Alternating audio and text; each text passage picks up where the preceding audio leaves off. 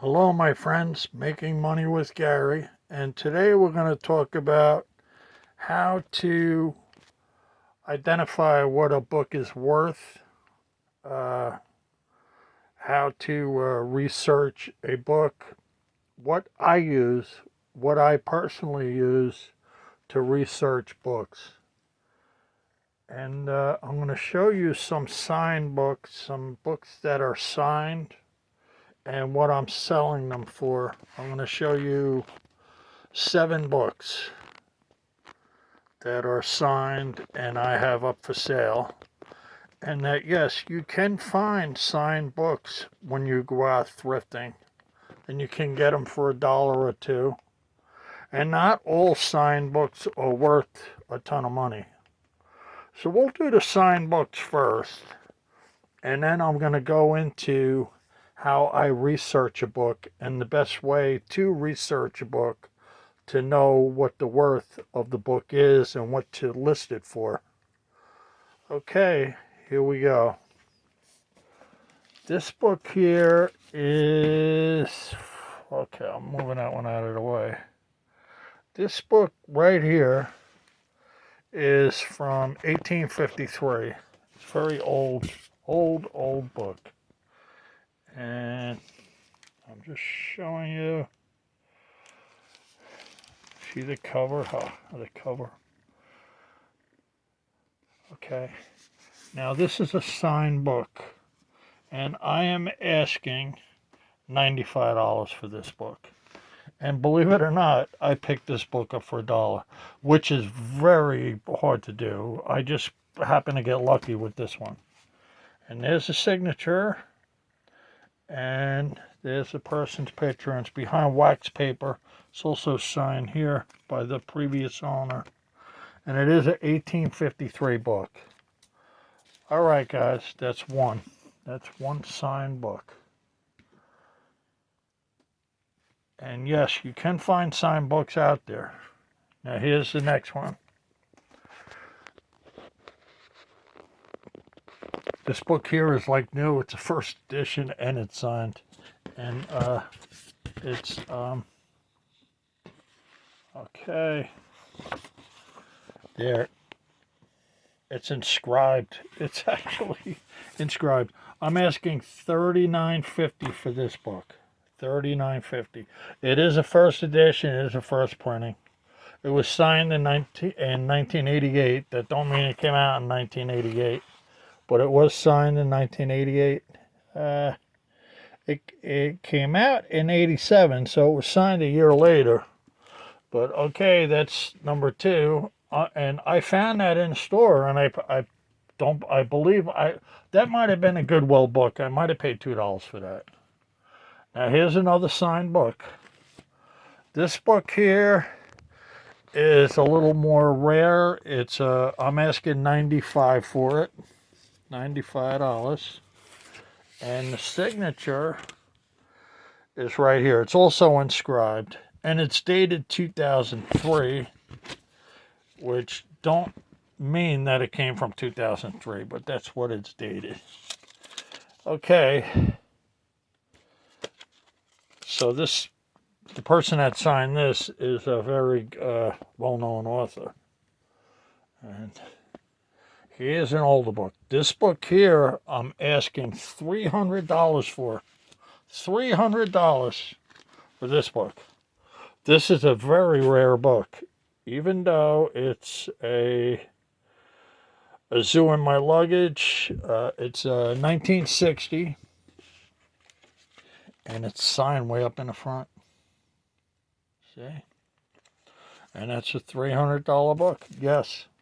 Okay. It's a very rare book. Some books are, and it's in excellent condition for the year it is. It really is. If you look at it, I'm just showing you. It don't have a library binding, but it is a very rare book. Now here's another signed book. And this is why when you go out thrifting, you have to look in the cover of a book. And not all signed books are worth money, because I had signed books that I wouldn't even pick up. I'd leave them on the shelf because the author's not known. This book here I'm asking $85 for. And this is a signed book. And the ink is actually coming through to the next page, which tells you it's a real signature. And okay, now we're gonna do another one. This guy here is the person. This person is a very well-known person, and his signature is real small. It's 306. So they had this book signed later because this book came out in 2003. $75 I'm asking for this book. It's like new. It has a lot of artwork in it, like a lot of pictures, images. I'm trying to show you. Let's see, here we go. It has a lot of artwork in it. It's a very rare book. That's a very rare book, that book. Okay, I got one more that I just picked up 2 days ago. I just picked this book up 2 days ago. And this guy here, I'm thinking 35. I didn't even really do my complete research. But it's signed. It's signed by him. It's signed by the man. And I'm guessing I'm going to ask 35 for it. It is a first edition. 90% of your books are first edition books. 90% of books that are first editions. Okay, I'm just going to put that there like that. All right. And so yes, you can find signed books. They are out there. You have to look. I looked. It's not every book I find is signed. I'll go through hundreds of books. I'll go in a store like, say, Goodwill. I stay away from Goodwill now. The prices are way too high. But I'll go in a thrift store. And the first thing I do, if I see a book and I know that book is a collectible book, because after doing this for a while, you get to know. Sometimes you can't always tell. So what I will do is, first thing I do is open that book up, and I'll look in there and turn through the beginning of the book, and I'll see if the pages are signed all the way up to the first chapter. And then I'll go by that, if the book is signed or not. And I mean, I found books signed by President. I found books signed by Ron Paul. I found books signed by a famous golf player that had passed away. And I had sold one of his books for $150. And the price went down. The price is down in certain books and up in other books. And I have a lot of signed books. I have a ton of signed books. I have a ton of signed books. So... okay, now we're going to skip all that and go right into how to verify a book. How I how I personally verify a book. I'll go to Abe's books, and I'll look at prices and compare them with the book I have. The condition, is the condition good? Is the condition very good? Is the condition acceptable? Is the book rare? Is the book a first edition? Is the book a first printing? Is the book just a first edition and they don't have the printing in there because it's an older book? Is the book a first printing and first edition that they have in there? Is the book a second printing, starts with the number 2 on the number line in the copyright page, and that would make it a second printing. But if the numbers go up to 10 and there's a 1 in there, it is a first edition. Then it's a first edition, second printing. That means it might have came out again a month later. They found a mistake in the book. A word was misspelt. And a month later, they came out with another edition of the book, or 2 months later. So this book was printed in July. The next one was printed in August or September. It's the same book. It just has something's changed in that book. It's no longer a first printing. Now it's a second printing. They corrected a word. They corrected a sentence. Whatever was done with that book. So, but the way I identify the price of a book is I'll do a Google search and I'll type in, if the book's over 20 years old, I'll type in the title for the book, and then I'll put the year, and then I'll put whatever site I'm looking on. If I'm looking on Etsy, I'll spell out Etsy at the end, and then it'll find that book in Etsy. And then I'll click on it and see if it's still for sale or if it's sold. And then I'll see what price they're asking. Now, I'll write that on a piece of paper, or I'll just remember that. Now I'll go for that same book, and now I'll go to eBay. But in eBay, I'll put in the ISBN number. And that's the number on the copyright page, or sometimes it's the number on the back of the book. Like right here, it's this number. It says ISBN. So it's that top number there with no dashes, 02991850001. And there's no dashes.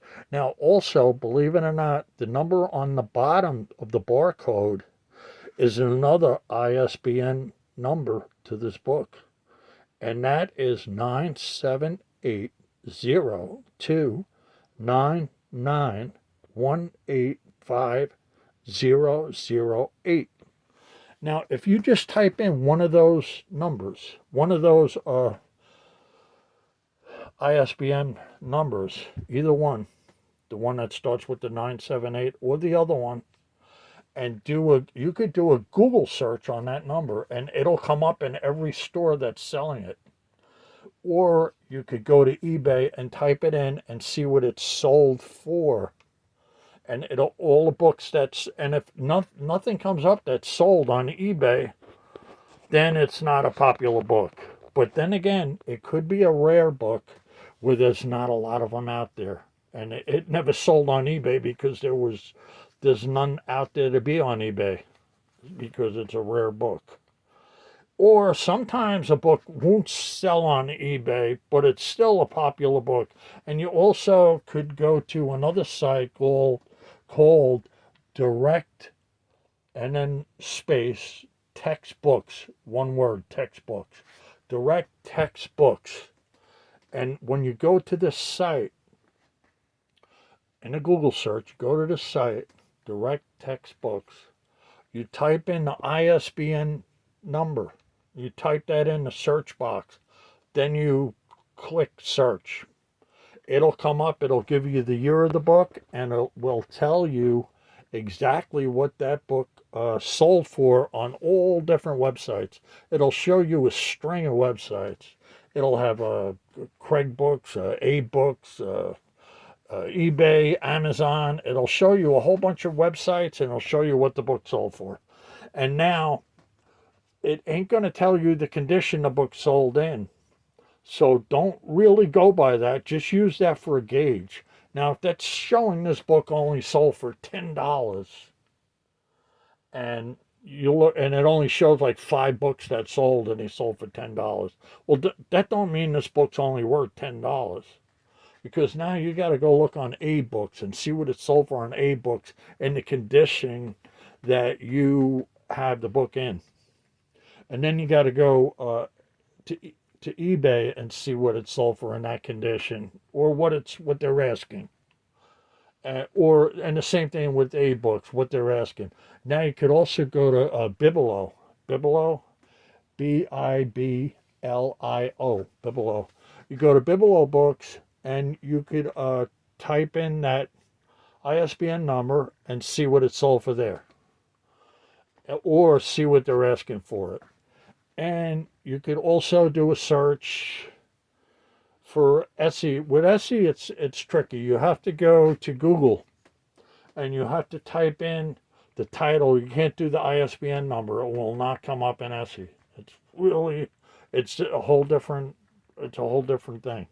So with Etsy, you have to type in the title to that book, and you have to type in the ISBN, not the ISBN number, and you have to type in the author's name and the year, and then on the end of that you put Etsy, and then you hit search.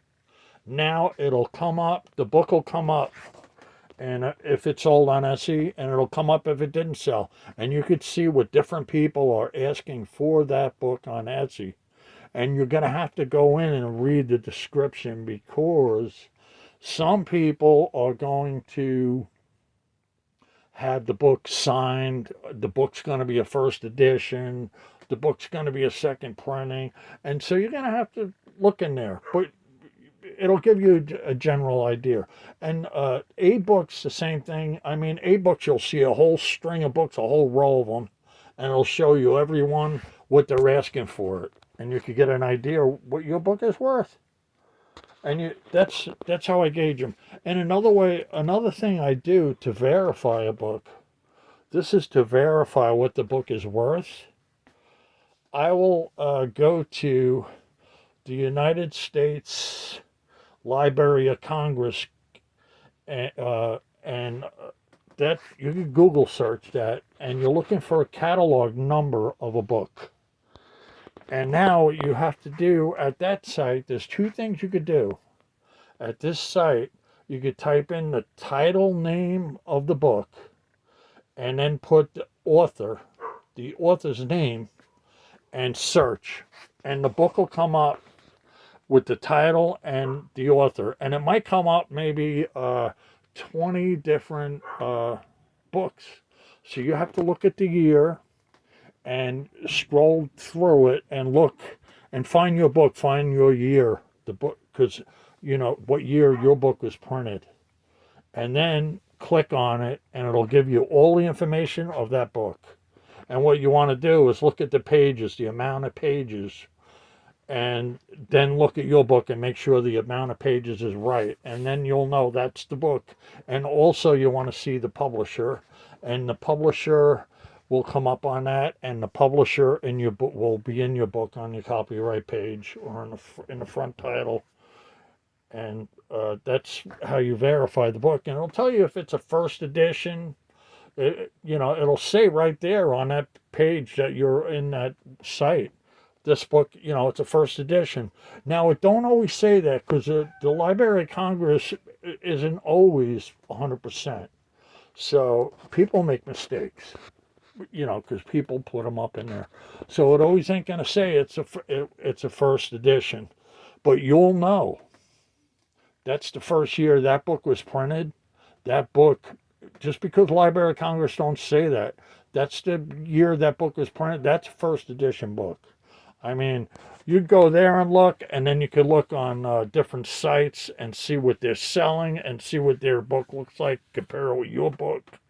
And then you could pretty much verify it just by searching a lot of different sites and looking. And that's what I do. I'll go up to the Library of Congress. I'll look on eBay, and I'll see pictures of their books, because a lot of times these guys on eBay, and that's not only eBay, other sites too, but they're not always right. They'll say a book's a first edition, and it's not a first edition. It's a book club edition or something. It's not even. First off, when you go to the copyright page of a book, if they don't have the ISBN number, but they do have a Library of Congress number, that it'll have a 6-digit number or something in there, then that's not a book club book. That's a real book. I mean, it's not printed by a book club. That's a real deal. That's how you know. So I know it's going to take time for whoever wants to do this. It's going to take time. You might not understand some things I'm saying. You might understand some things I'm saying. Um, it just takes time. But the more you list, and another thing, you don't have to list uh, 5 books a day for the rest of your life. You don't have to do that, or 8 books a day, or what a lot of these guys say. Oh, you got to keep listing. You got to put up 8 books every day. No, you don't. I'll tell you what I do. And this is now, like I said, I have over 1,700 books up now. So what I do, what I've been doing when I got up over, I guess when I got up around 1,500 books, what I've been doing was, what I do is I will list, sometimes in the beginning of the month, I'll put up like 50 or maybe I'll put up 50 books, then I'll stop for a week and then I'll put another 50 up. I'll get 100 up for the month. Then I'll stop. I won't list for a couple of weeks. I won't list. Now, don't forget, I'm not only selling books, I also sell longleaf pine needles that are used for basket weaving. And that, believe it or not, that's half my business. That's more than half of my sales. So, because I sell a lot of them, I'll sell 80, 100 pounds a month. So I'm selling a lot of them. So not only do I sell books, but I sell longleaf pine needles too. So what I do with them is I just, when I run low on, when my numbers run low, what I got listed on the internet, I'll have like, I have 10 in stock of one one order size that I'm selling, and it'll go all the way down to 1. I'll put it back up to 10, and then I'll re-enter on the site that I have 10 available now if it goes down to 1. And then I'll go out and pick a bunch of them and get them, and I'm ready again. And I sell a lot of different size orders. My most popular size order is the 2 pound and the 1 pound, and the lower ones. They go fast. They go like hotcakes. So I'm selling them constantly. But all right. So if you're thinking of doing this and you want to make money at this, that's what you should do. You have to investigate every book before you list it, and you want to investigate every book before you buy it too.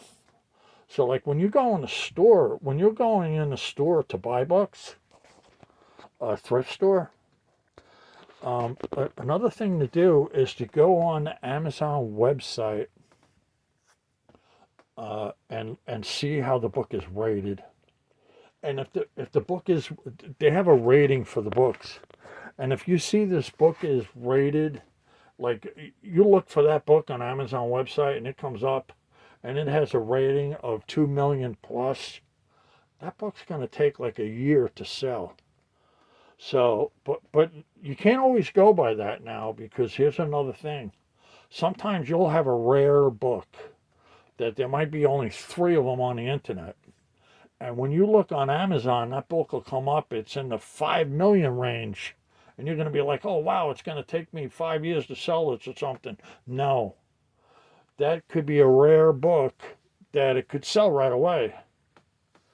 And so you can't go by that with rare books. But you can go by that pretty much with books that ain't really that rare. And what you do is you look in there, and if you see a book by some famous author, and the book is in the 100,000 range, it's showing it's in 100,000 range. When you look at the ranking, the book ranking, you scroll down the page and you look at, you go down to where they have the ISBN number on the page of Amazon for that book, and then you look right below that, and you're going to see the book ranking. And if you see the ranking is below 2 million, if it's below 2 million, it's safe to buy. But now, if you don't want a large inventory like me, maybe you want to go down to 1 million and lower. And if you buy a book in a 500,000 range or less, it's going to sell faster. And if you get a book in 100,000 range or less ranking, it's going to sell really fast. So that's another thing to consider when buying the books. And you don't want to buy books because I notice with me, what I do is I'll go out there and just what I used to do in the beginning is I would go out there and just grab every book off the shelf that I seen that was 20 years or older. And you can't do that. You can't do that. You're going to end up with a big inventory that you can't, that's just going to sit and sit and sit. So what you want to do is investigate the books and make sure the book's going to move that you're going to buy. So what you want to do is you want to go look on Amazon and you want to see how many of this book, what the ranking is. You want to see what the ranking is, how many are up for sale there, and you want to see go by that ranking number. You want to get a book that's probably really below the million range in ranking. And another thing you want to do is look on eBay for that book. And on eBay, they're going to be giving the book away. I mean, sometimes I find books that they sell them real so cheap it's like ridiculous. But you look on eBay, and if you see like 20 of them books sold in the last 90 days or something, and there's 40 listed, well, this book's going to move. Then this is a mover, so you want to get it. So, I mean, there's a lot of things to look at before you buy a book. And at the same time, you want to have a big inventory of books to sell them. So when people come in your store, they have a lot of different books to look at, and they're going to buy some. Now, sometimes what I'll do too is if I see a book and it comes up, it's worth like $200 or something, but that book's up way up in a 3 million range, but the book is worth $200 or something like that, I'll grab that book. I'll grab that book anyway, and I'll put it up, and maybe I'll ask less. I'll ask 100 or whatever. I'll try to sell just to get it to move, and I'll put that book in my store, and I'll watch and see, and I'll see what happens. And most of the time, books like that, within a year or so, within a year, it could take up to a year, or even longer.